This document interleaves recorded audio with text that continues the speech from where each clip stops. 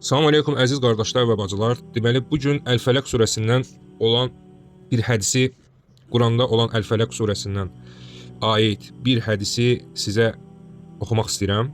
Əslində bu qoruyucu bir və bizə öyrədici bir hədisdir. Yəni hansı ki bunu yaşamaq lazımdır. Əgər xəstəlikdən, şeytandan, cindən və insanlardan şərindən qorunmaq üçün bu hədisi sizə oxumaq istəyirəm. Təbii ki mən indi alim deyiləm. Sadəcə bunu oxuyuram.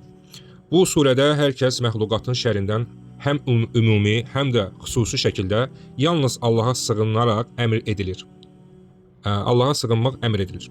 Ayşə anamız rivayet edir ki, Peyğəmbər sallallahu aleyhi və səlləm hər gecə yatağına uzandıqda əllərini cütləşdirib onların içinə üfürərək sonra ona İxlas, Əl-Fələq, Əl-Nəs surələrini oxuyar. Daha sonra isə əllərini baş, üz nahiyələrindən başlayaraq bacardığı qədər bədənin hər yerinə sürtərdi. Beləcə bunun 3 dəfə təkrar edərdi. Səhih Əl-Buxari.